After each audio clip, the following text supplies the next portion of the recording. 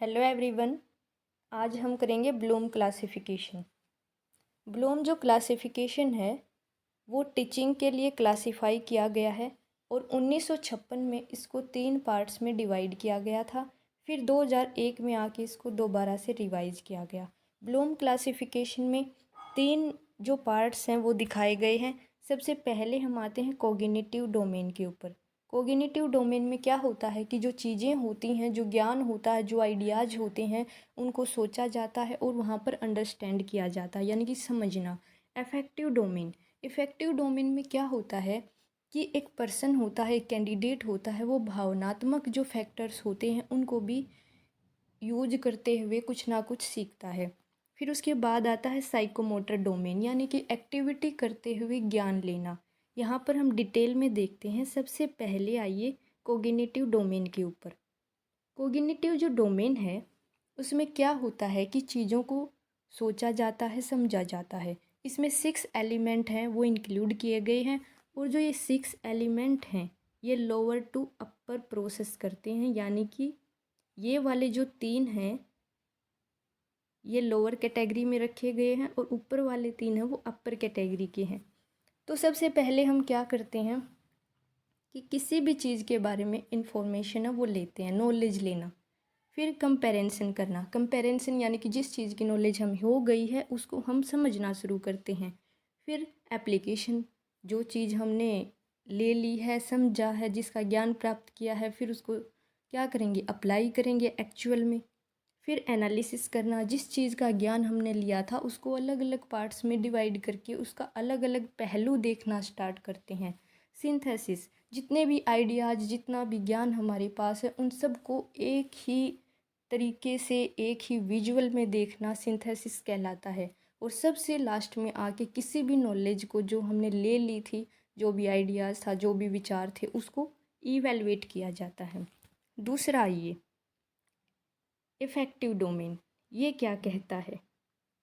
Effective domain का मतलब होता है कि टीचिंग जो प्रोसेस है उसमें हम जो भावनात्मक फैक्टर्स होते हैं उनको भी इंक्लूड किया जाता है।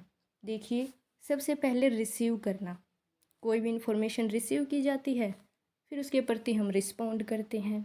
रिस्पॉन्स करने के बाद देखते हैं कि हमने उस इंफॉर्मेशन को कितनी वैल्यू दी। फिर उसको इन्फॉर्मेशन को ऑर्गेनाइज करना। फिर उसके बाद है कैरेक्टराइजेशन करना कि उस इन्फॉर्मेशन जो हमने ले ली थी वो अपने मन में कितने हमने बैठा ली है कि हाँ, हमारे मन में ये इन्फॉर्मेशन बिल्कुल, कहते हैं ना, अंदर से ले लेना किसी भी बात को। तो एक एग्जांपल से समझिए आप इस बात को। जैसे कि नीट का एग्ज़ाम होता है, किसी भी स्टूडेंट को ये इन्फॉर्मेशन मिली कि नीट का एग्ज़ाम है, 12th के बाद होगा, मेडिकल जो स्ट्रीम है वो उसके पास होनी ज़रूरी है, यानी कि बायो सब्जेक्ट है, उसने ले रखा है। फिर वो उस इन्फॉर्मेशन के प्रति रिस्पॉन्ड करता है सेकंड स्टेप पर आकर। फिर वो क्या करता है कि उस इन्फॉर्मेशन को कितनी वैल्यू देता है। एक तो हो सकता है कि वो बिल्कुल उसको वैल्यू ही ना करे, नहीं भाई मुझे तो करना ही नहीं है। एक वो ये सोचे कि हाँ, मुझे तो नेट क्लियर करना है। फिर उसके बाद उस इन्फॉर्मेशन को ऑर्गेनाइज करेगा। फिर कैरेक्टराइजेशन, यानी कि उस इन्फॉर्मेशन को बिल्कुल अपने मन में ले लेता कि हाँ, ये चीज़ तो तुझे लेके चल रही है साथ साथ में। तीसरा हमारा आता है साइकोमोटर डोमेन, क्रियात्मक क्षेत्र, यानी कि एक्टिविटी करते हुए कुछ सीखते हैं, एक किसी स्टेज पर हम पहुंचते हैं। सबसे पहले इसमें आता रिफ्लेक्स मोमेंट। रिफ्लेक्स मोमेंट वो मोमेंट होते हैं जिन पर किसी का कंट्रोल नहीं होता है। फॉर एग्जांपल, छोटा बच्चा है वो मोमेंट करता है लेकिन वो उसके कंट्रोल में नहीं होते हैं। बेसिक मोमेंट, जैसे जैसे बड़ा होगा वो चलना सीखता है, बोलना सीखता है, ये होती हैं basic moment. Perceptual ability, perceptual ability होती है कि जब चीज़ों को देखकर हम समझना स्टार्ट कर देते हैं। फिर उसके बाद आती है फिजिकल एबिलिटी। फिजिकल एबिलिटी में क्या होता है कि जब कैंडिडेट के पास स्ट्रेंथली फिजिकली पावर आ जाती है कुछ भी करने की।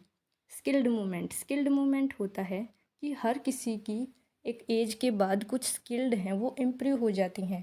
जैसे कि कुछ बच्चे हैं वो पढ़ने में अच्छे होते हैं, कुछ खेल में अच्छे होते हैं, कुछ एक्टिंग में अच्छे होते हैं, तो ये होती है स्किल्ड मूवमेंट। लास्ट हमारा है नॉन डिस्कर्सिव मूवमेंट। ये क्या होता है? क्रिएटिव मूवमेंट भी इसको हम कह सकते हैं, यानी कि पोस्चर टू गेस्चर, यानी कि यहाँ पर हम अपने जो फेशियल एक्सप्रेशन से भी बातें करने लग जाते हैं। Thank you. अगर मेरी वीडियो आपको अच्छी लगी हो, लाइक करें, सब्सक्राइब करें।